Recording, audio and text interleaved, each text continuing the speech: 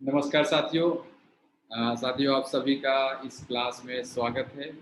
और हम आगे की चर्चा शुरू करेंगे। आगे की चर्चा शुरू करने से पहले हम जो देश की प्रेयर है, फर्स्ट प्रेयर। ओम सहना भवतु, सहनौ भुनक्तु, सह वीर्यं करवावहै, तेजस्विनावधीतमस्तु मा विद्विषावहै। ओम शांति शांति शांति। हरि ओम। Second prayer start. जनगण मन अधिनायक जय हे भारत भाग्य विधाता। पंजाब सिंध गुजरात मराठा द्राविड़ उत्कल बंग, विंध्य हिमाचल यमुना गंगा उच्छल जलधि तरंग। तव शुभ नामे जागे, तव शुभ आशीष मांगे, गाहे तव जय गाथा। जनगण मंगलदायक जय हे भारत भाग्य विधाता। जय हे जय हे जय हे जय जय जय जय हे। भारत माता की जय, भारत माता की जय, भारत माता की जय।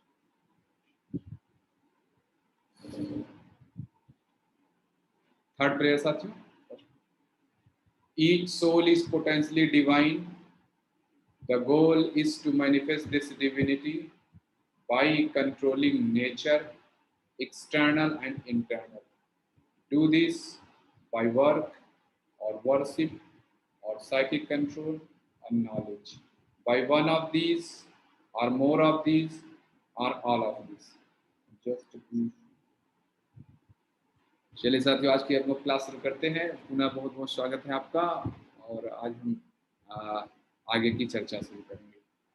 अभी तक जो साथियों हमने चर्चा किया, जो हम षट दर्शन समझ पाए, जिसको आस्तिक दर्शन कहते हैं, जिसको ऑर्थोडॉक्स फिलॉसफी भी कहते हैं। और यह वो दर्शन शास्त्र थे जो वेद पे विश्वास रखते हैं। हमने देखा सांख्य योग, योग दर्शन, वैशेषिका, न्याय दर्शन, नव्य न्याय, उत्तर मीमांसा, पूर्व मीमांसा एंड उत्तर मीमांसा, लास्ट उत्तर मीमांसा। तो फिर उसके बाद हमने हेटेरोडॉक्स फिलॉसफी अभी स्टडी कर रहे हैं। हेटेरोडॉक्स मतलब नास्तिक दर्शन, वह दर्शन जो वेद पर विश्वास नहीं रखते थे। और यह लोग, जैसा मैंने बताया, ये मेरी अपनी समझ है, सही गलत वो आप देखें। मैं यही समझ पाया हूँ कि ये लोग वेद पर खूब अच्छे से, ये बहुत अच्छे से विश्वास रखते, बल्कि ये ज़्यादा विश्वास रखते थे। क्यों नहीं, इन्होंने वेद की बातों को सिंप्लीफाई करके लोगों के बीच ले गए। बाकी जो लोग थे ऑर्थोडॉक्स वाले, तो बहुत कठिन करके ले गए, तो उससे लोगों का थोड़ा रुझान कम हुआ वेद की तरफ, या ये कहिए कि लोगों का शोषण करने का हथियार बन गया वेद उपनिषद का नॉलेज। ये लोग जब आए, महावीर स्वामी जी आए, भगवान बुद्ध आए, इन लोगों ने सिंप्लीफाई किया, बहुत सिंपल सिस्टम लोगों को ले गए। मुख्य मुख्य बातें, जो कोर बातें हैं, वही लोगों को बता दिया। तो मेरा खुद का फीलिंग है कि ये लोग बल्कि वेद पे ज़्यादा विश्वास रखते हैं। तो इनको हेटेरोडॉक्स ना कहा जाए, लेकिन ठीक है, एकेडमिक पर्पस हम चर्चा कर रहे हैं तो हम करें। जैसे पुस्तकों में लिखा है, कहीं आपको एग्जाम दिया जाए, पूछा जाए हेटेरोडॉक्स फिलॉसफी कौन का नेता, तब यही बताना पड़ेगा, है कि नहीं। चलिए हम आगे की चर्चा करते हैं।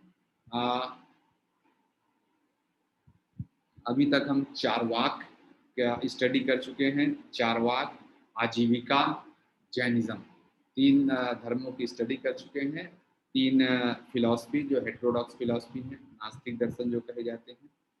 तो चारवाक आप समझ गए, चारवाक वो लोग थे जो मटेरियलिस्टिक लाइफ जीते थे, जिनके लिए कहते थे, वो ये कहते चेतना जैसा कुछ भी नहीं है, ये मटेरियल का एक प्रॉपर कॉम्बिनेशन है और जिससे हम लोग बने। वो उनका ये कहना था कि साइंस कभी इतना आगे हो जाएगा कि मटेरियल कॉम्बिनेशन से ये सब आदमी, घोड़े, कुत्ते, बिल्ली भी बनने लगेंगे। ये उनकी समझ है, मान लीजिए वो कहते थे। वो चूंकि फ्यूचर लाइफ या इनकारनेशन, रीबर्थ, इस तरह की चीजों को नहीं मानते। उनका यह था यावत जीवेत सुख, आपने देखा ही हुआ है, यावत जीवेत सुखम जीवेत ऋणम कृत्वा घृतम पीवेत, जब तक जियो मौत से जियो उधार मांगकर भी पियो। और अपने आसपास आप देखे होंगे, इनफैक्ट तमाम लोग कहते हैं कि ये भैया पूरा दुनिया तो चारवाक से भरा हुआ है, हिंदू मुस्लिम या जो भी धर्म के नाम लेते हैं तो कुछ नहीं, चारवाक से ही भरा हुआ है। ऐसा आप लोगों का फीलिंग होगा, सब लोग लगता है चारवाक बन के घूम रहे हैं। या बाहर से तो हम अलग अलग दिख रहे हैं, हिंदू धर्म, मुस्लिम धर्म और सिख धर्म, ईसाई धर्म, ये धर्म वो धर्म करते हैं, अंदर जान 90% लोग ज्यादातर चारवाक ही हैं कि बस मौज मस्ती से जियो और कुछ नहीं। तो चारवाक हुआ। फिर हमने आजीविका देखा। आजीविका के बारे में बहुत ज़्यादा ज्ञान मुझे नहीं है, मैं बहुत ज़्यादा स्टडी नहीं की, तो जितना मैं जानता था वो मैंने आपसे शेयर किया। फिर हम जैन जैन धर्म पे आए थे। जैन धर्म को हम समझ पाए अच्छे से। जैन धर्म महावीर स्वामी जी के समय में आया।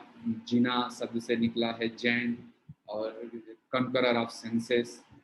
फिर जैन धर्म के जो बेसिक जो सबसे महत्वपूर्ण जो उसमें जैन धर्म बात है, त्रिरत्न। हमने त्रिरत्न डिस्कस किया, 3 जेम्स ऑफ जैनिज्म। पहला है राइट फेथ, फिर राइट नॉलेज, और फिर राइट कंडक्ट। और इसी में राइट कंडक्ट में हमारा आता अहिंसा, सत्य, अस्तेय, ब्रह्मचर्य, अपरिग्रह। ये हमने देखा।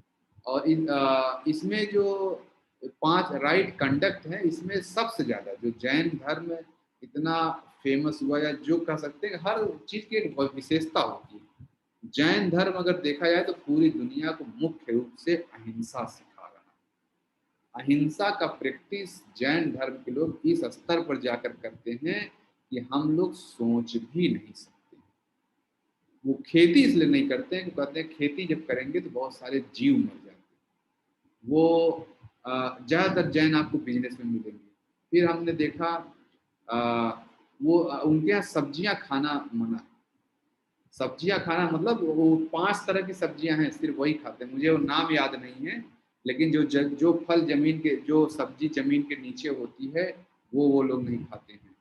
और जो ऊपर जमीन के ऊपर वाले में 5 तरह की सब्जियां ही हैं, ज़्यादातर जैन धर्म के लोग वही खाते हैं।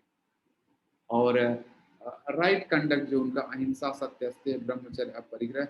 जैन धर्म के लोगों को आपने देखा होगा कि ये लोग सूर्यास्त के पहले ही खा लेते हैं।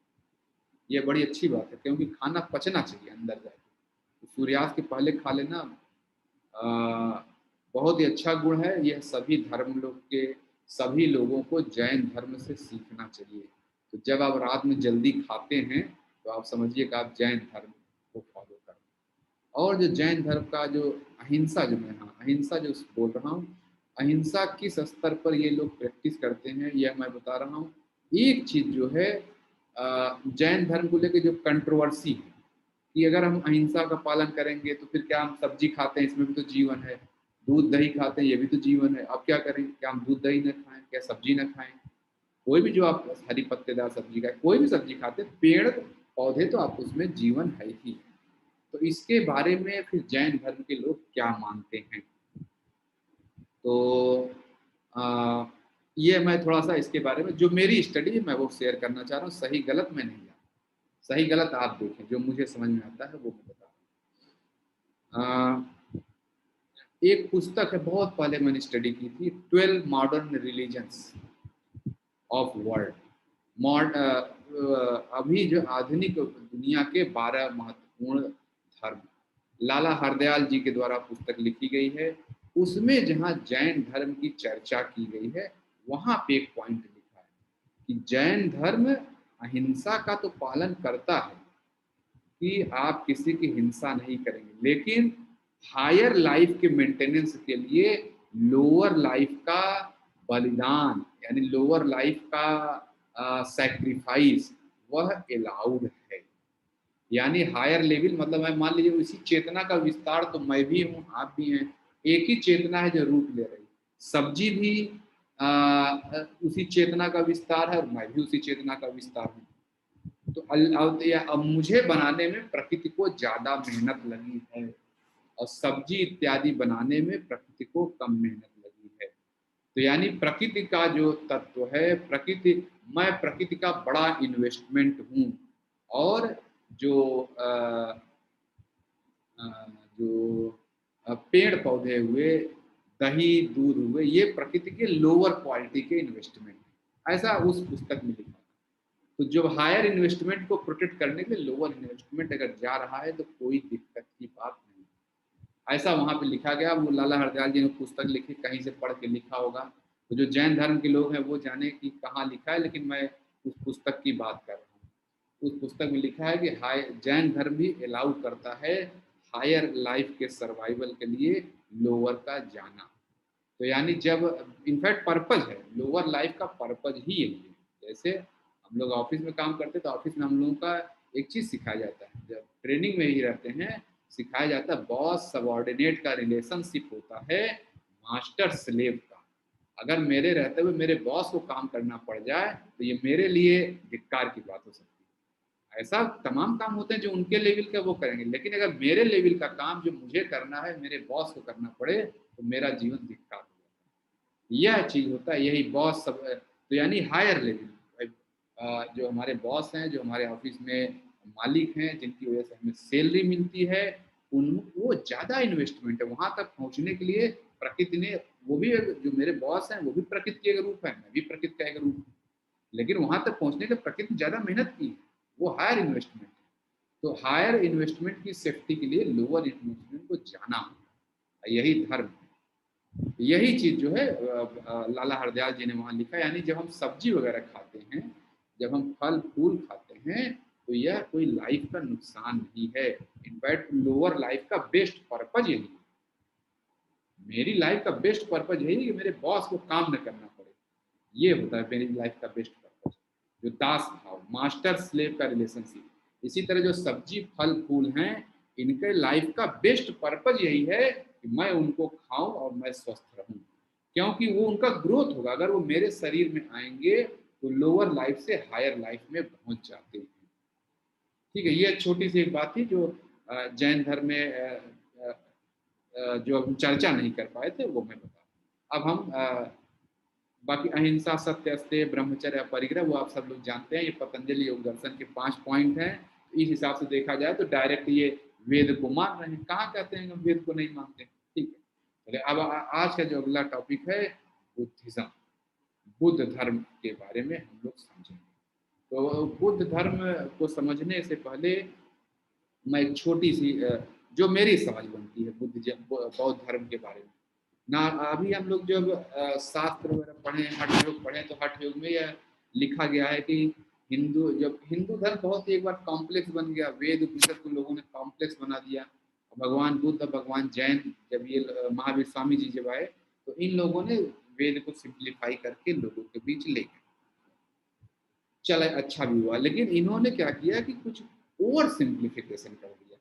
मतलब अष्टांग योग में यम नियम आसन प्राणायाम प्रत्याहार धारणा ध्यान समाधि सब कुछ है, और ये लोग जब आए डायरेक्ट मेडिटेशन की बात करने लगे, डायरेक्ट मेडिटेशन करो।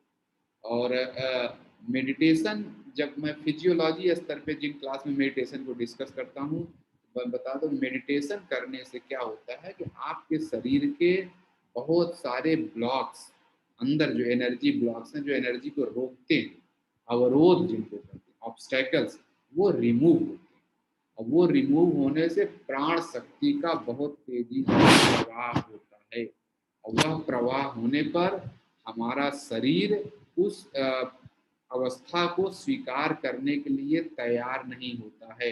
जब आप आसन प्राणायाम इत्यादि करते हैं तो हमारा शरीर उस बहाव को, उस अवस्था को लेने के लिए तैयार होता है। इसीलिए आसन प्राणायाम बहुत जरूरी है। तो जब भगवान बुद्ध जिनका उदय हुआ उनका, तो उन्होंने चूंकि डायरेक्ट प्राणायाम वगैरह समझाया शारीरिक न करके, इससे शुरू में जैसा ये कारण जो शास्त्रों में लिखा है, जो मतलब टेक्स्ट में लिखा है कि बुद्धिज्म का क्यों इंडिया में डिक्लाइन हुआ। आज की डेट में बुद्धिज्म बहुत सारे देशों पर राज करता है। आप देखें तो चीन, जापान, जो पूर्वी दुनिया है, पूरब की तरफ जो दुनिया है, वहाँ बुद्धिज्म आज भी राज करता है।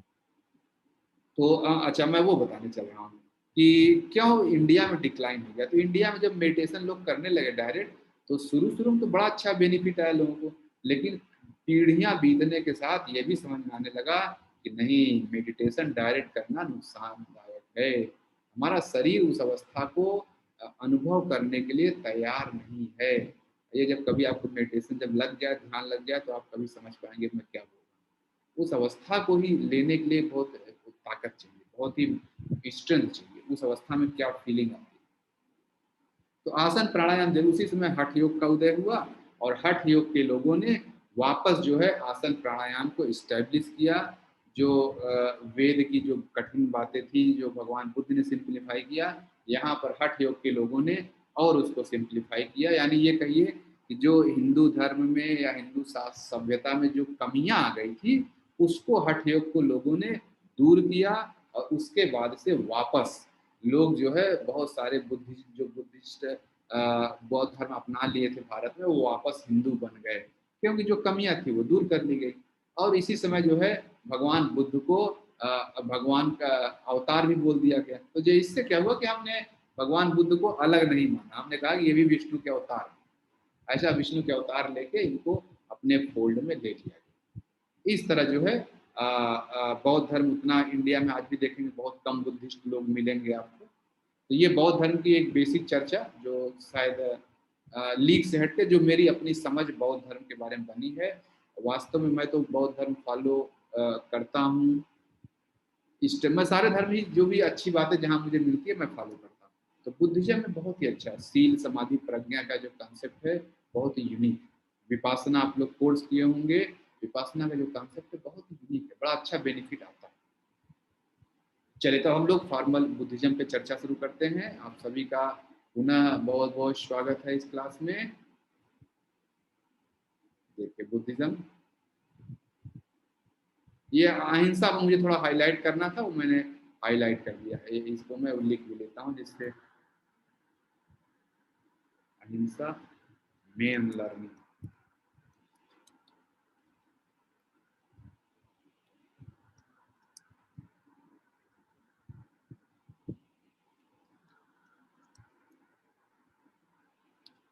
जैनिज्म और बोलवर।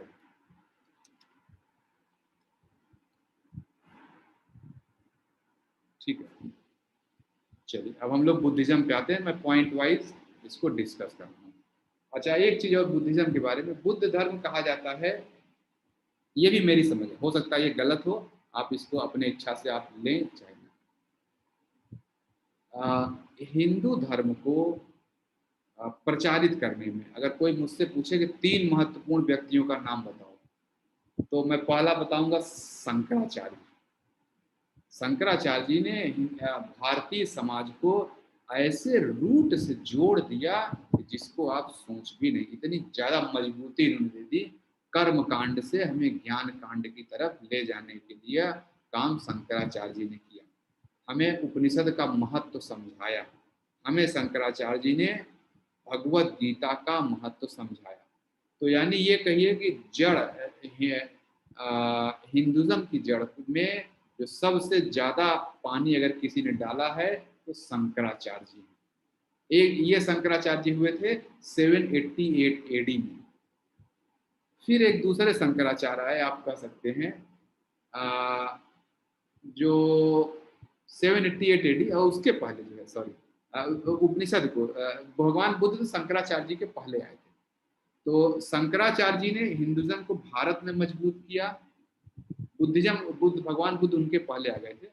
भगवान बुद्ध जी ने हिंदुज्म को बुद्ध के नाम से, बुद्धिज्म बौद्ध धर्म के नाम से, यानी मैं कह रहा हूँ वो वास्तव में वेद उपनिषद ही ले गए। भगवान बुद्ध ने ईस्टर्न वर्ल्ड में, दुनिया के पूर्वी हिस्से में, यानी भारत से जो पूर्व में देश हैं, इंडोनेशिया, जापान, कोरिया, चीन, ये सब कंट्री आज भी बुद्धिज्म को मानते हैं। भगवान बुद्ध को ये लोग मानने वाले लोग। इन सब जगहों पे ईस्ट में, दुनिया के पूर्वी भाग में हिंदू सभ्यता को, हिंदू धर्म को प्रचारित करने का काम किया भगवान बुद्ध ने। ये यानी पहले भगवान बुद्ध आए, फिर शंकराचार्य ने भारत में हिंदू धर्म को मजबूती दी। फिर एक नए शंकराचार्य जी आते हैं 1863 एडी में, 1863 में, जिनको स्वामी विवेकानंद जी कहा गया। ये फोटो आप देख रहे हैं, स्वामी विवेकानंद जी आए, इन्होंने भी वही काम किया जो भगवान बुद्ध ने किया था। भगवान बुद्ध हिंदू धर्म को पूर्वी भारत में ले गए, पूर्वी दुनिया में ले गए, और स्वामी विवेकानंद जी हिंदू धर्म को पश्चिमी दुनिया में ले गए। भारत के पश्चिम में, यानी भगवान बुद्ध ने जो काम किया था 500 बीसी के आसपास, वही काम 19th सेंचुरी में स्वामी विवेकानंद जी ने दुनिया के दूसरे हिस्से में किया। तो यह तीन लोगों को मैं मानता हूँ, स्वामी विवेकानंद, भगवान बुद्ध और शंकराचार्य। यह तीन लोग, शंकराचार्य जी ने यहाँ स्थापित किया, भगवान बुद्ध पूरब में ले गए, और भगवान क्या कहते हैं स्वामी विवेकानंद जी यह पश्चिम में ले गए। तो तीनों लोग जो है हिंदू सभ्यता को पूरे दुनिया में इन लोगों ने फैलाने का काम किया। यही यहाँ पे लिखा है। ये एक बात हो गया। चलो, Rise of Buddhism is an elephant march of spirituality of India towards east of the world. Even today, it rules over majority of nations of East. The philosophy was popularized by Lord Buddha. Buddhism की जो philosophy है Lord Buddha के द्वारा जो दुनिया के पूर्वी हिस्से में प्रचारित की गई। बुद्धिज्म में क्या मेन चीज सिखाया जाता है? बुद्ध अभी आगे हम इसकी और इसी सीक्वेंस में चर्चा आएगा। बुद्ध बल्कि इस लाइन को यहाँ पे हटा दें, इसकी जरूरत नहीं। बुद्धिज्म ठीक है, ये हटा देते हैं। 3 मेन स्क्रिप्चर्स, बस हम यहीं पर देखें, वो लाइन आगे भी आएगा तो कंफ्यूजन। जो बुद्धिज्म के 3 मेन लिटरेचर कहे जाते हैं, स्क्रिप्चर्स, वो कौन है? सुत्त पिटक, उनके लिटरेचर को पिटक के नाम से जाना गया। और ये मैं बताऊं कि जो ये बुद्धिज्म के लिटरेचर्स हैं वो पाली भाषा में हैं, यह याद रखें। जैसे जैनिज्म के जो लिटरेचर हैं वो प्राकृत भाषा में, ठीक है। ये बुद्धिज्म के जो लिटरेचर हैं वो पाली भाषा में है। पाली जो लोग बिहार के लोग हैं जानते हैं, बिहार में ये फेमस लैंग्वेज है। तो कौन कौन से 3 ग्रंथ हैं? सुत्त पिटक, विनय पिटक और अभिधम्म पिटक, ठीक है। इनके बारे में बहुत डिटेल में नहीं जानता हूँ। अभिधम्म पिटक ही उनका उपनिषद है। जैसे हमारे यहाँ है कर्मकांड, हिंदू में कर्मकांड, उपासना कांड और ज्ञान कांड, जहाँ पे मुख्य कोर बातें कही जाती हैं। तो बुद्धिज्म का जो है उपनिषद कौन है? अभिधम्म पिटक। कोई आपसे पूछे तो आप ये बताने की स्थिति में रहें, सारी फिलॉसफी अभिधम्म पिटक में रखी गई है। इसीलिए बुद्धिज्म को कभी कभी अभिधम्म फिलॉसफी भी कहते हैं, ठीक है। तो अब आपसे कोई पूछे 3 महत्वपूर्ण ग्रंथ, और उसमें सबसे महत्वपूर्ण कौन है? सुत्त पिटक, विनय पिटक, अभिधम्म पिटक, और उसमें जो सबसे महत्वपूर्ण है अभिधम्म पिटक, जहाँ पे फिलॉसफी यानी बुद्धिज्म का उपनिषद है। हमारे यहाँ जैसे उपनिषद सबसे महत्वपूर्ण है, वेदांत जिसको बोला गया, तो ये बुद्धिज्म का अंतिम पार्ट है ये। अच्छा, इसमें जो है अब अगला चीज है, जैसे जैन धर्म के बारे में आप जानते हैं कि जब महावीर स्वामी जी के बाद जैन धर्म 2 हिस्सों में टूट गया, श्वेतांबर, दिगंबर। ऐसे ही बुद्धिज्म भी, भगवान बुद्ध के जाने के बाद बुद्धिज्म दो हिस्सों में टूट गया। पहला है हीनयान और दूसरा है महायान। इसको आगे ले लेते हैं। हीनयान और महायान, यह दो हिस्सों में बुद्धिज्म टूटा। भगवान बुद्ध जब जीवित थे तो उन्होंने अपनी मूर्ति कभी नहीं बनने दी, वो मूर्ति पूजा का विरोध करते थे।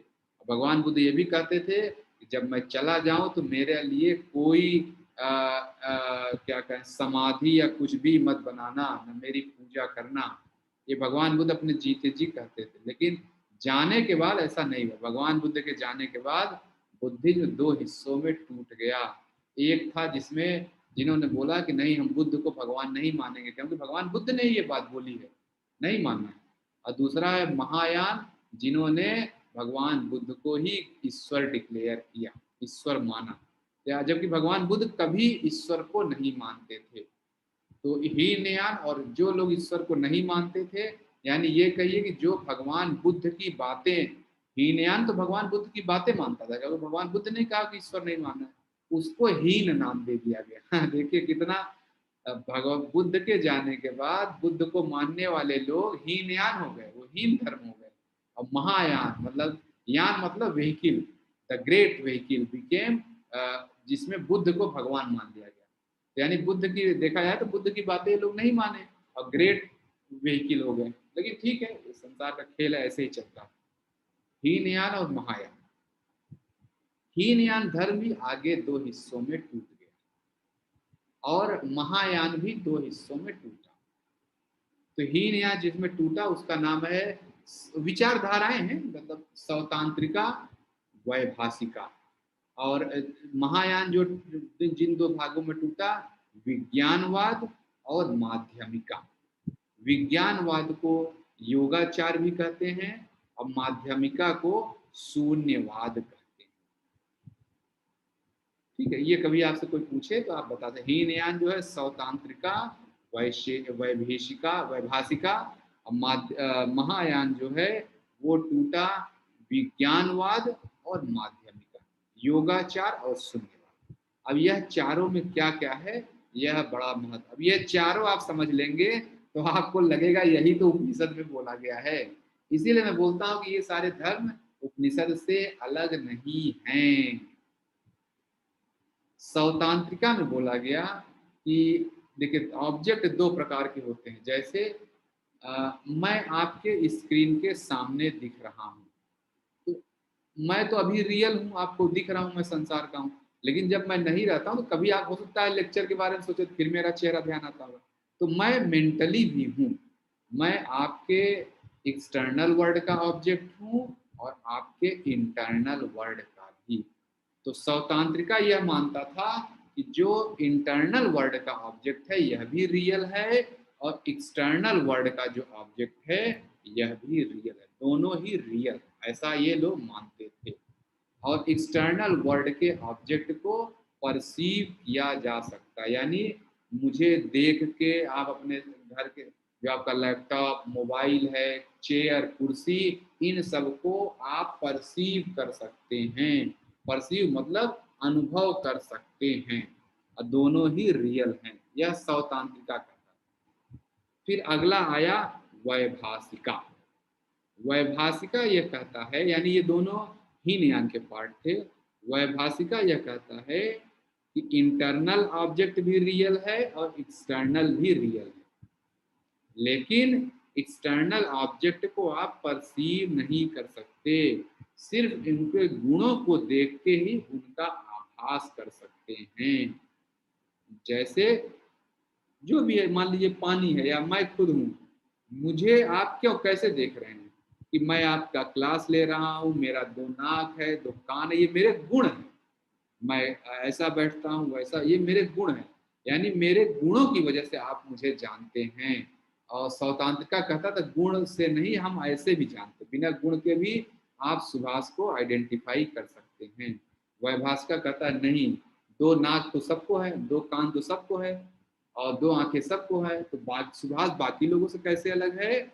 कहते हैं नहीं, सबके गुण अलग है। तो हम गुण से पहचानते हैं। तो देखिए वह यानी कि एक्सटर्नल वर्ड को थोड़ा सा नलीफाई कर दिया गया, वैभाषिका में बोला गया नहीं, क्वालिटी होना जरूरी है। फिर आता है महायान का जो पार्ट है विज्ञानवाद, योगाचार। ये इन्होंने क्या बोला कि only internal object is real, external तो कुछ है ही नहीं।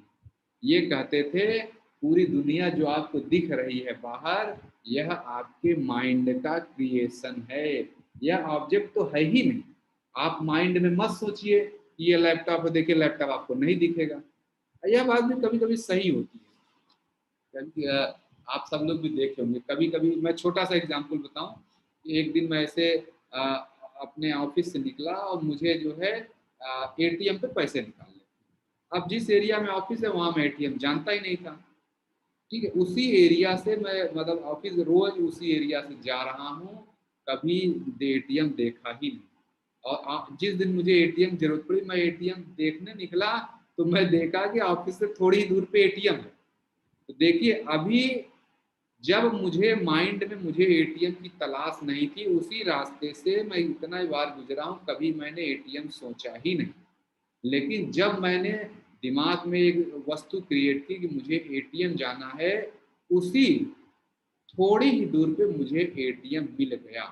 तो देखिए जब तक मेरे दिमाग में वो एटीएम नहीं था, तब तक मैं उसी से रोज गुजरते मैंने एटीएम देखा ही नहीं कभी। ऐसा आप सब लोगों का भी अनुभव होगा। यही विज्ञानवाद कहता है कि ओनली जो ऑब्जेक्ट है वो इंटरनली एग्जिस्ट करता है। जब माइंड में आप सोचेंगे वो ऑब्जेक्ट आपको सामने दिख जाता है। External objects are creation of mind, ये बात सही है, मतलब कह सकते हैं कि हाँ सिर्फ माइंड का क्रिएशन मात्र है और कुछ नहीं। अब फिर आता है अगला महायान का अगला पार्ट है माध्यमिका, शून्यवाद। ये कहते हैं न इंटरनल ऑब्जेक्ट रियल है और न एग्जिस्ट करता है, न एक्सटर्नल। तो देखिए वो इंटरनल भी रियल है, जो इंटरनली हम थॉट देख रहे हैं यह भी रियल नहीं है। तो देखिए सौतांत्रिका से माध्यमिका की जर्नी करिए अगर, तो पहले एक्सटर्नल वर्ड को नलीफाई किया गया कि ये तो है ही नहीं। सबसे पहले बोला गया इंटरनल वर्ड, एक्सटर्नल वर्ड है हम उसको देख सकते हैं। दूसरा बोला गया एक्सटर्नल वर्ड तो है लेकिन हम उसको गुणों से देख सकते हैं। तीसरे में बोला गया एक्सटर्नल तो है ही नहीं, ये सब इंटरनल का क्रिएशन है। तो जो आपको कुर्सी चेयर दिख रहा है आपके माइंड का भ्रम है, ऐसा बोला गया। अब माध्यमिका में बोला गया इंटरनल वर्ल्ड में जो दिख रहा है ये भी नहीं एग्जिस्ट करता। यह चार विचारधाराएं भगवान मतलब ये बुद्धिज्म में आई। अब भगवान बुद्ध की टीचिंग्स ऑफ बुद्ध। भगवान बुद्ध ने अपने जीवन में से जब जब बुद्धिज्म फैल रहा था, जब भगवान बुद्ध का जन्म हुआ, जिस समय भगवान बुद्ध थे उस समय कहा जाता है कि 62 तरह के धर्म इंडिया में चल रहे थे और हर धर्म में इसकी चर्चा है। ये दुनिया कैसे बनी, आत्मा क्या है, परमात्मा क्या है, इसके बाद क्या होता है, उसके बाद क्या होता है, ऐसे मेटाफिजिक्स जिसको कहते हैं। भगवान बुद्ध ने कभी इन चीज़ों की चर्चा ही नहीं की। कोई उनसे पूछता था कि ये क्या है तो भगवान बुद्ध बोलते थे क्या करोगे जानकर, कोई मतलब ही नहीं जानने के, जब वहां तक नहीं पहुंच सकते हो उस मतलब अगर मैं ये चर्चा करूं तो उसकी कोई प्रैक्टिकल यूटिलिटी नहीं है। तो भगवान बुद्ध ने कभी इन सब मेटाफिजिक्स की चर्चा ही नहीं की।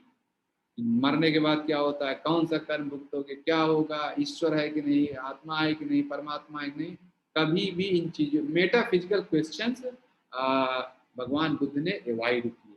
तो कौन कौन से 10 क्वेश्चन जो भगवान बुद्ध ने अवॉइड किए उनको मैं लिस्ट करने चल रहा हूँ। ये जरूरी नहीं कि आपको कोई एग्जाम वगैरह में ये बात पूछी जाए, लेकिन ये आपको जानना जरूरी है कि हाँ भगवान बुद्ध को हम कैसे समझें, हाउ ग्रेट ही वॉज, उनकी महानता को आप समझें। Is this world real eternal, क्या ये दुनिया हमेशा रहेगी? भगवान बुद्ध ने इस बात का कभी आंसर नहीं दिया। या ये दुनिया में खत्म भी होती है, इसका कोई आंसर नहीं दिया। क्या यह अनंत है, इज इट फाइनाइट, क्या दुनिया ये ब्रह्मांड अनंत है या अनंत नहीं है, इसके बारे में भी नहीं उन्होंने कोई जवाब दिया। क्या आत्मा और शरीर एक है, या आत्मा शरीर डिफरेंट है, इसके बारे में कुछ नहीं बोले। कि does the knower of truth get birth again, जो सत्य में स्थिर हो जाता है, जो इनलाइटेंड हो जाता है, क्या उसका जन्म फिर से होता है या उसका जन्म नहीं होता है, इसके बारे में उन्होंने नहीं बोला कि नहीं कोई इसका कोई जरूरत नहीं जानने का, जब होगा देखा जाएगा।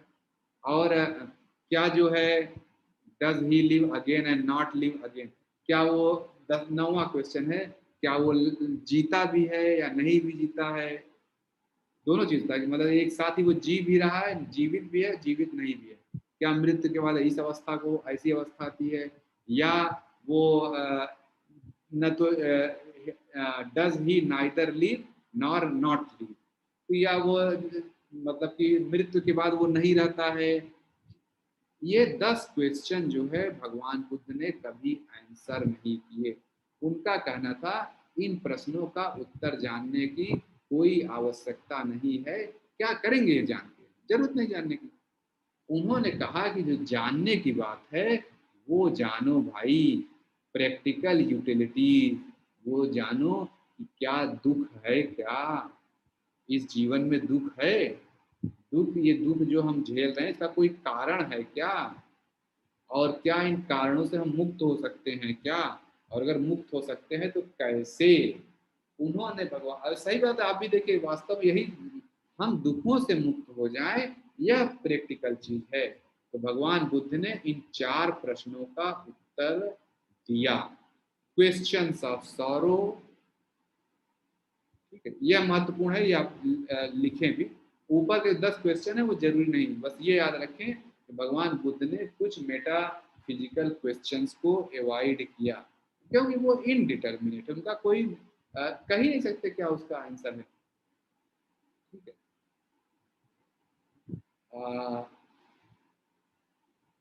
चलिए इसके बारे में स्वामी विवेकानंद जी ने भगवान बुद्ध के बारे में बोला है कि भगवान बुद्ध चूंकि साइलेंट थे, तो स्वामी विवेकानंद जी कई एक जगह बोले हैं कि भगवान बुद्ध बोल ही नहीं पाए, जो उनका अनुभव हुआ योग की उच्चतम अवस्था में पहुंच के जो अनुभव हुआ वो भगवान बुद्ध बोल ही नहीं पाए।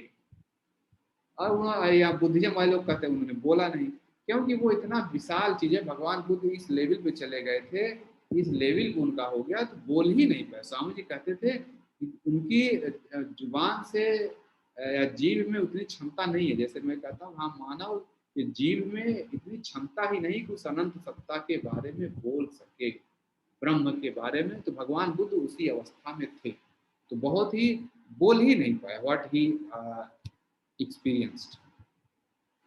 तो ये 4 क्वेश्चन भगवान बुद्ध ने आंसर किए। कौन कौन से हैं क्वेश्चन, इसको मैं आगे ले चलता हूँ।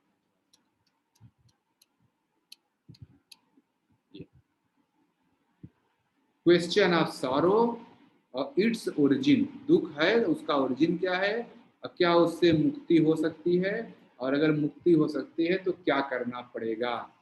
यही 4 प्रश्नों के उत्तर भगवान बुद्ध ने दिए, जिसका नाम आया, जिसको बोला गया आर्य सत्य, 4 नोबल ट्रुथ्स, 4 जो है द 4 नोबल ट्रुथ। यह आप लोग यही अक्सर आपसे कोई पूछेगा बुद्धिज्म के बारे में, ये 4 आर्य सत्य हैं, मतलब हमेशा ये रहने वाले सत्य हैं। कौन कौन से हैं देखिए। पहला, life in the world is full of suffering. देखिए ये नहीं बोला गया life is full of suffering, यह मेरी अंडरस्टैंडिंग है, हो सकता है ये गलत भी हो। जो ये बोला जा रहा है लाइफ इन द वर्ल्ड, ये वर्ड, जब तक आप दुनिया में हैं तब तक सफरिंग है। और वर्ड की क्या मतलब होता है, आम और रूप। जब तक आप इस अलग अलग नाम से, जब तक सुभाष, रमेश, दिनेश, सुरेश, ये सब अलग अलग हैं, यानी संसार है, जब तक संसार वाले खेल में हैं आप लोग, हम लोग नाम और रूप के खेल में हैं, तब तक दुख आएगा ही आएगा, ठीक है। ये इसीलिए मैं कहा यही टीचिंग उपनिषद की है कि नाम रूप के खेल में हम कैसे कहते हैं हम सच्चिदानंद बनेंगे, जो सभी रूपों में विद्यमान है, वो हम चीज समझेंगे। यही बात भगवान बुद्ध ने बोला, life in the world is full of suffering. ये पहला लाइन ही बताता है कि जो बुद्धिज्म है वो वेद को ही तो बोलता है। जब तक दुनिया में रहेंगे तब तक दुख आएगा। फिर दूसरा सत्य है, suffering like anything else has cause. जो हमारे जीवन में दुख आ रहा है उसका एक कारण है। यह दूसरा, यानी दुख है, दुख का कारण है। तीसरा चीज, दुख से मुक्ति संभव है अगर हम वह कारण ही रोक दें जिससे जिससे दुख उत्पन्न हुआ है। यानी वह क्या, दुख दुख किससे उत्पन्न हुआ है, ये नाम रूप का खेल बंद करें बस। चीजों को, मेरा बेटा तुम्हारा बेटा, मेरी मौसी तुम्हारी मौसी, मेरी प्रॉपर्टी तुम्हारी प्रॉपर्टी, जो ये मैं का खेल है, जो ईगो है, यही सफरिंग का कॉज है। और इस एक जो बहुत महत्वपूर्ण भगवान बुद्ध ने जो आर्य सत्य बोली कि दुखों से मुक्ति संभव है, and this is possible in this very life. इसी जीवन में संभव, ऐसा नहीं दूसरे उसके लिए जन्म लेना पड़ेगा। तो पहला दुख है, दुख का कारण है, कारण को स्टॉप करो, दुखों से मुक्त हो जाओगे, और इसी जीवन में ही यह संभव है। तो फिर क्या करना पड़ेगा, चौथे में बताया भगवान ने कि there is a path of liberation to be free from suffering. और इसी को, जो पाथ ऑफ लिबरेशन है, दुखों से मुक्ति को ही निर्वाण कहा गया, जो हिंदू शास्त्रों में जिसको मोक्ष बोला गया, मोक्ष बोला गया, वहां पर बुद्ध जी ने बोला निर्वाण। कोई आपसे बोले कि जो इनलाइटेंड व्यक्ति होता है कैसा होता है, मोक्ष मिल जाता है, क्या होता है, उसको दुखों से मुक्त रहता है, कोई दुख उसको होता ही नहीं। तो अब हम सभी लोग कहाँ, हम सभी लोग दुख में घूम रहे हैं, तो इसीलिए हम लोग अभी इनलाइटेंड नहीं है। ठीक है, तो ये चार आर्य सत्य हैं, ये बहुत ही महत्वपूर्ण टॉपिक है, चल रहा है। आपसे कहीं भी एग्जाम में या जब बुद्धिज्म कोई पूछेगा, यही चार चीज पूछा जाता है। इसको अच्छे से नोट कर लें, समझ लें। यह संसार दुख से भरा हुआ है, पहला आर्य सत्य। संसार शब्द लगाना जरूरी है। दूसरा सत्य, दुखों से मुक्ति संभव है, यह लिखना। तीसरा सत्य कि दुखों से मुक्ति संभव है। क्यों संभव है, सॉरी सॉरी मैं गलत बोल गया। पहला जो है दुख है, इस संसार दुख से भरा हुआ है। दूसरा है दुख का कारण है, जो भी दुख है उसका एक कारण है। तीसरा, अगर हम कारण को हटा दें तो दुखों से मुक्ति संभव है, और यह कारण को हटाने का काम हम इसी जीवन में ही कर सकते हैं। और चौथा कि अगर हमें दुखों से मुक्ति चाहिए, लिबरेशन चाहिए, तो हमें क्या करना पड़ेगा, एक मार्ग अपनाना पड़ेगा। और वो मार्ग क्या है, यानी इसी को अष्टांगिक मार्ग बोला है, वो भी आगे आएगा। There is path of liberation, यानी मुक्ति संभव है। ठीक है, चार चीजें याद रखिए। यह दुनिया, यह दुख से भरी है, दुख का एक कारण है, कारण का निवारण संभव है, और निवारण कैसे होगा, एक निर्वाण के रास्ते पर चलने के लिए अष्टांगिक मार्ग भगवान बुद्ध जी ने दिया। अब ये बहुत ही महत्वपूर्ण टॉपिक है जो मैं डिस्कस करने चल रहा हूँ। हो सकता है आपके कोई आपसे पूछे ना, लेकिन आप यह जान जाएंगे तो अब आप समझ जाएंगे कि मैं भगवान बुद्ध ने बोला कि ये बार बार जन्म क्यों होता है, ये साइकिल ऑफ एग्जिस्टेंस क्यों हो रहा है। लिंक बताए, 12 लिंक। आप कारण देखिए एक्सप्लेन किया। पहला, आपके जीवन में, हमारे जीवन में जो अभी कष्ट है, हम लोग संसार में कोई भी मम्मी पापा भाई बहन बेटा बेटी ऑफिसर सबॉर्डिनेट हस्बैंड वाइफ सब बन के बैठे हैं। जो कष्ट है, पहला है लिंक, 12 लिंक है। Suffering in this life is due to birth. Suffering इसलिए कि आपने बर्थ लिया, अगर जन्म ही नहीं होता तो आप बर्थ नहीं लेते। विच इज ड्यू टू, यह इच्छा क्यों है, क्यों आपका जन्म हुआ, वह है क्योंकि आपके अंदर जन्म की इच्छा बची थी, इसीलिए आपका जन्म हुआ। फिर अगला पॉइंट है तीसरा, देखिए बहुत ही अच्छा एकदम कारण के साथ भगवान बुद्ध ने बताया, कष्ट है क्योंकि जन्म हुआ है। जन्म क्यों हुआ है, जन्म लेने की इच्छा थी। जन्म लेने की इच्छा क्यों थी, क्योंकि हमें कुछ भोग हमारे पिछले जन्म में रह गए थे। जब भोग बचा रहता है वो भोग करने के लिए व्यक्ति आता ही आता है। Our mental clinging to objects, हमारा जो है मानसिक रूप से हम किसी वस्तु से जुड़े हैं। अब क्यों जुड़े हैं, मानसिक रूप से किसी वस्तु से क्यों जुड़े, क्योंकि उस वस्तु को पाने की हमारे अंदर इच्छा थी। अगर इच्छा नहीं होती, जैसे मैं कह रहा हूँ एटीएम को पाने की इच्छा दिखी, एटीएम बगल में ही दिख गया, उसी रास्ते से रोज गुजरते हुए मुझे कभी एटीएम नहीं दिखा। तो डिजायर फॉर ऑब्जेक्ट, हमें उस ये मेंटल क्लींजिंग, हमें वो ऑब्जेक्ट से क्यों जुड़ा है, क्योंकि वो ऑब्जेक्ट हमें चाहिए। और वो ऑब्जेक्ट हमें क्यों चाहिए, क्योंकि वो हमारी इंद्रिय उसको अनुभव कर पाती है। अगर अनुभव ही नहीं करती तो नहीं होता। अब अगला है, इंद्रिय अनुभव क्यों करती है, क्योंकि इंद्रिय और ऑब्जेक्ट का कांटेक्ट हो पाता है। ध्यायतो विषया पुंस, देखिए यही यही चीज भगवत गीता में बोला गया, ध्यायतो विषया पुंस संगतेषु उपजायते संगात संजयते कामः कामात् क्रोध अभिजायते। विषय का ध्यान करने पर ही आसक्ति जगती है। वही चीज भगवान बुद्ध यहाँ बोल रहे हैं, our mental clinging is due to desire. और डिजायर क्यों, क्योंकि इंद्रिय और विषय का मिलन संभव है। इंद्रिय जो है अनुभव कर पाती है, और अनुभव क्यों करती है, क्योंकि कांटेक्ट संभव है। अगर कांटेक्ट ही ना हो तो अनुभव भी ना करे।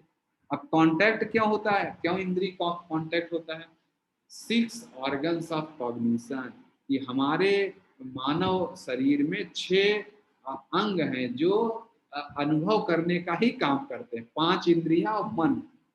5 इंद्रियां तो हम लोग जान गए, चक्षु नासिका कर्ण और जिह्वा त्वक, जो स्किन। तो ये 6 इंद्रिय हैं कॉग्निशन के। अब 6 इंद्रिय क्यों आई, देखिए बहुत ही अच्छा कारण, 6 इंद्रिय क्यों आई, क्योंकि जब हमारा कंसेप्शन हुआ, जब हम भ्रूण बने थे, भ्रूण में यह बातें निर्धारित हो गई थी, भाई 6 इंद्रिय होगी। मानव और मानव का बच्चा मानव ही होता है, हाथी नहीं होता। तो जो इम्ब्रियो, जो भ्रूण बनता है, उसमें यह गुण छुपे होते हैं। अब अगला है कि उसमें यह गुण कहाँ से आ गया, क्योंकि इनिशियल कॉन्शसनेस, जो जब इम्ब्रियो बनने के पहले, जब कंसेप्शन नहीं हुआ था, तब भी कुछ इनिशियल कॉन्शसनेस थी। यानी जो स्पर्म और ओवा होता है, उसमें यह चीजें बनी होती हैं। अब फिर कहता अच्छा, उसमें यह चीज कहाँ से आ जाती है, impressions of experience of past life, past life का कुछ अनुभव है जो उसमें समाहित है। अब कहते हैं कि पास्ट लाइफ का अनुभव क्यों समाहित है, 12वां पॉइंट, क्योंकि ignorance of truth in the past life, हमने सत्य को अज्ञान, सत्य का ज्ञान किया ही नहीं, अज्ञानता में रहे। तो देखिए यह 12 पॉइंट हैं जो भगवान बुद्ध ने एक साइकिल बताया कि यह 12 साइकिल्स हैं, यही लिंक है आपस में, इसीलिए जन्म पे जन्म, जन्म पे जन्म चलता जा रहा है। लास्ट वाला कौन है, ignorance of truth in past life, यानी जो पिछले जन्म में आपने सत्य को नहीं स्वीकारा। तो अगर जो अभी जिस जन्म में हम लोग बैठे हैं, अभी क्लास अटेंड कर रहे हैं, और अगर इस जन्म में भी हमने सत्य को नहीं स्वीकारा तो अगला जन्म तय है हमारा। देखिए ये भगवान बुद्ध का, समझिए बात को। तो अब हमें ड्यूटी क्या है हमारी, हमें इसी जन्म में ही सत्य को जानना है, तभी आप इस बर्थ और डेथ के साइकिल को तोड़ पाएंगे। तो इसी यही चीज जो है उपनिषद कहता है कि हमें सच्चित आनंद में स्टेब्लिश हो जाओ। तैत्रीय उपनिषद में यह बोला गया है, ब्रह्म विदाप्नोति परम, knower of truth attains the Brahma. जो सत्य में स्थिर हो जाता है वही ब्रह्म में स्थिर है। तो बताइए कहाँ बुद्धिज्म जो है हिंदुज्म से अलग है? कह सकते हैं, कहते हैं ये वेद को नहीं मानते। देखिए वेद की बातें करते, वेद को नहीं मानते। सिंप्लीफाई करके वहां बोला गया था कि ब्रह्म विदाप्नोति परम, यहाँ बोल दिया गया सत्य को जान लो, बहुत ही सिंपल लैंग्वेज में। तो यहाँ मैं हम सभी लोगों के लिए एक जो ग्रीन सिग्नल है कि हमें इस जीवन में सत्य को जानना है।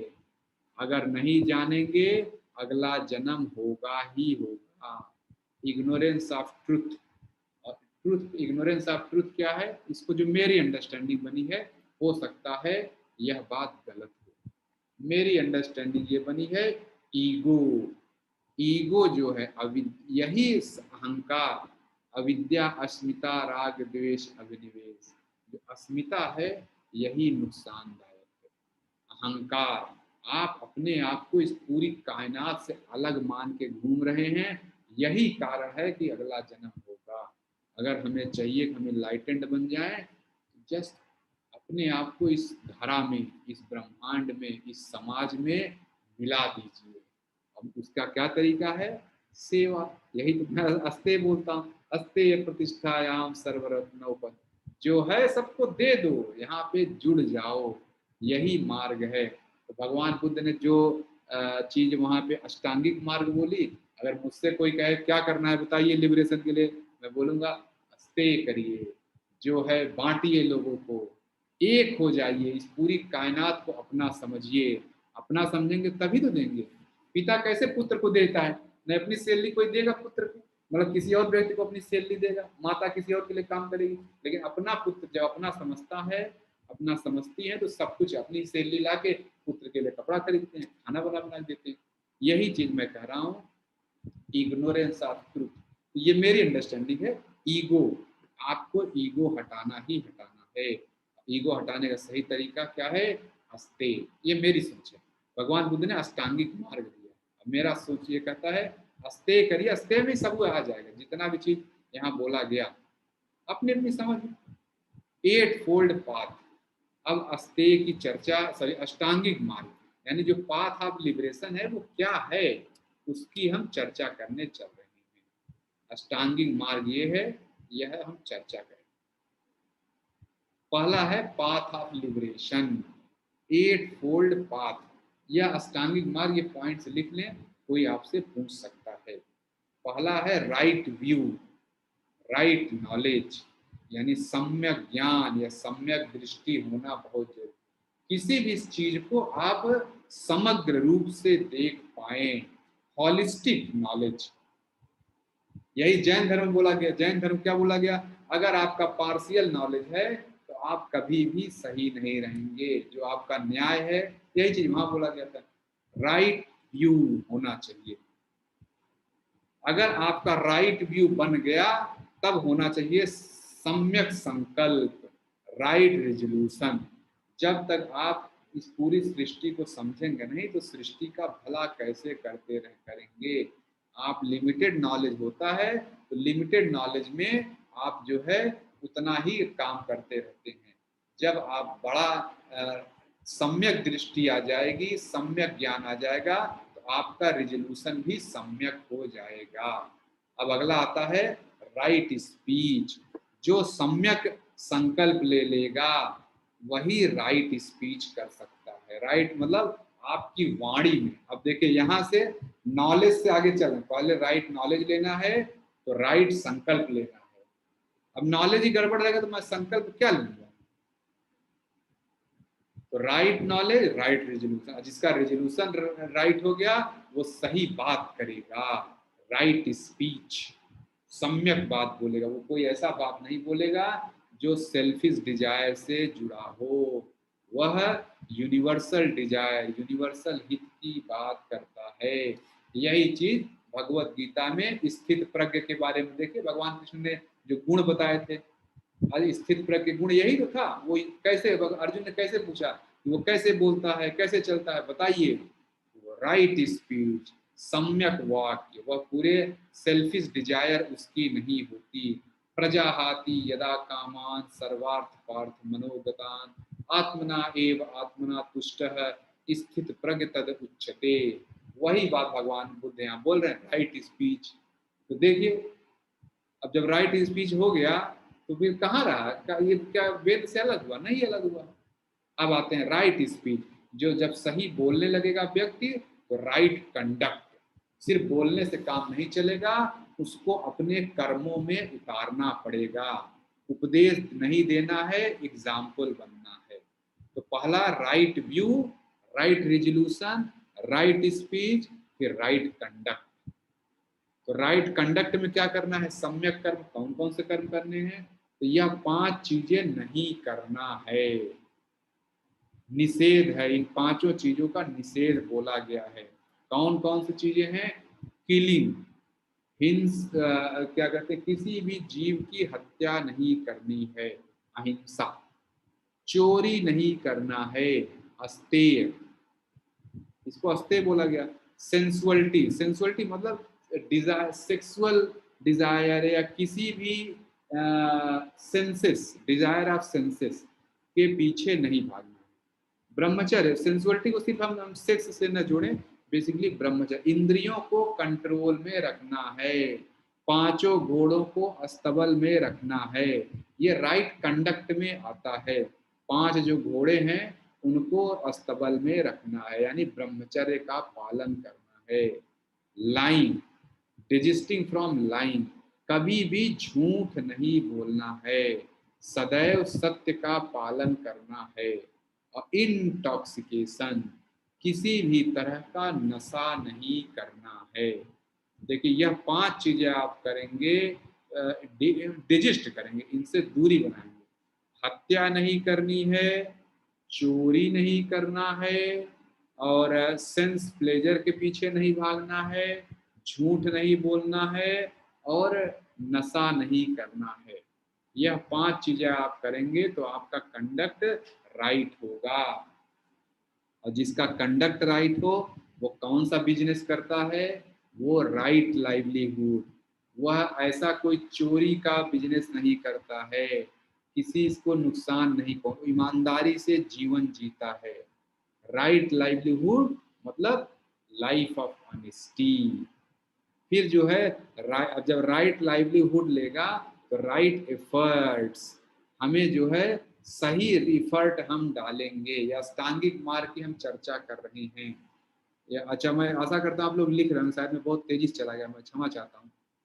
मैं फिर से देखिए, राइट व्यू, सम्यक ज्ञान, राइट रेजोल्यूशन, सम्यक संकल्प, दूसरा पॉइंट। तीसरा राइट स्पीच, सम्यक वाक्य। और फिर चौथा है राइट कंडक्ट, सम्यक कर्म। ठीक है, लिख लिया आप लोगों ने, लिख लिया होगा। सम्यक ज्ञान, सम्यक संकल्प, सम्यक वाक, सम्यक कर्म।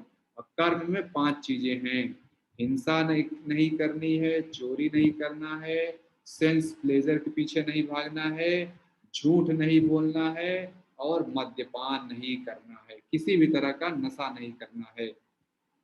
फिर अगर आपने ये राइट कंडक्ट हो गया तो राइट लाइवलीहुड, ऐसा काम करना है, सम्यक जीविका, जीविका तो चाहिए हमें, अपना बिजनेस करना है, नौकरी करना है, धंधा पानी जिसको भी करना है, सम्यक जीविका।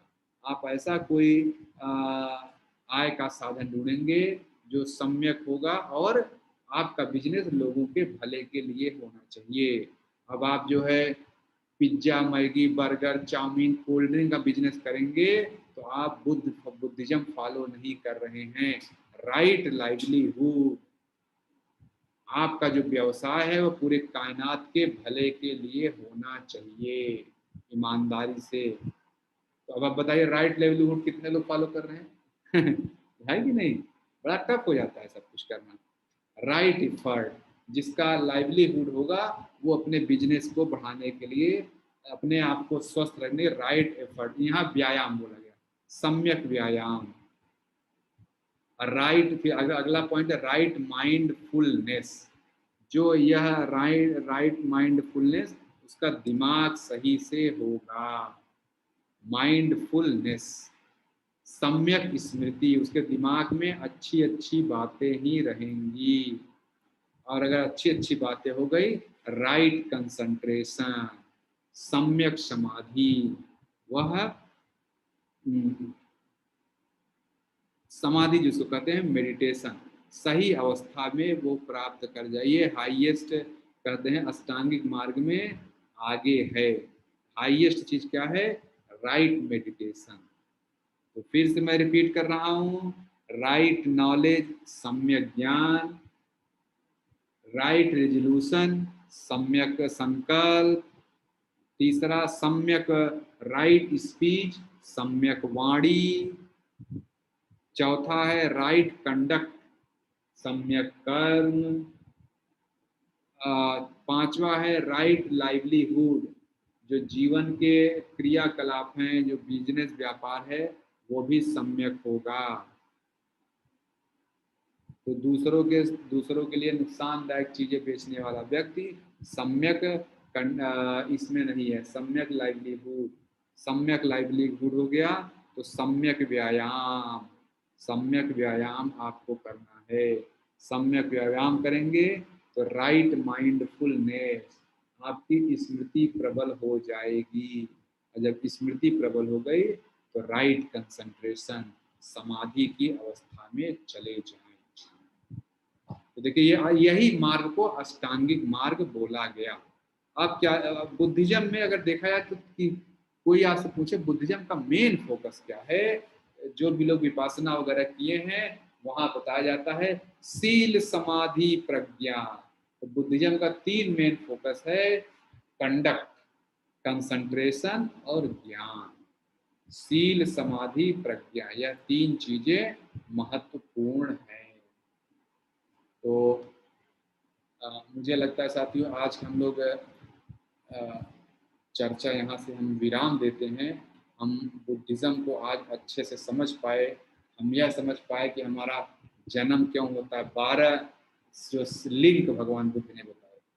फिर आर्य सत्य हम समझ पाए। आर्य सत्य क्या है? 4, यह दुनिया में दुख है, दुख का कारण है, कारण का निवारण है, और निवारण का रास्ता है, क्या करना पड़ेगा।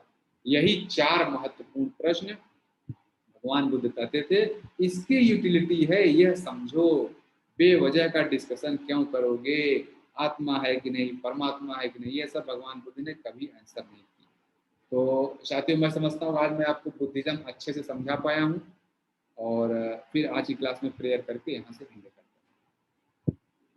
ओम स्थापकाय च धर्मस्य सर्वधर्म स्वरूपिणे अवतार वरिष्ठाय रामकृष्णाय ते नमः। जननीं शारदां देवी रामकृष्ण जगद्गुरु पाद पद्मे तयो श्रित्वा प्रणमामि मुहुर्मुहुः। नमः श्रीयतिराजाय विवेकानंद शूरये सच्चित् सुख स्वरूपाय स्वामिने तात्वहारिणे। ओम शांति शांति शांति। हरि ओम। बहुत बहुत धन्यवाद साथियों। मैं क्लास को यहाँ से एंड करता हूँ। आगे की चर्चा हम लोग अगली क्लास में करेंगे। धन्यवाद आप सभी को। आप सभी को 5 सात्विक संपदाएं प्राप्त हो। आयु सत्व बल आरोग्य सुख प्रीति विवर्धना, आपका संपूर्ण जीवन सात्विक हो जाए। इन्हीं शुभकामनाओं के साथ मैं मीटिंग को एंड कर रहा हूँ। क्लास को एंड कर रहा हूँ।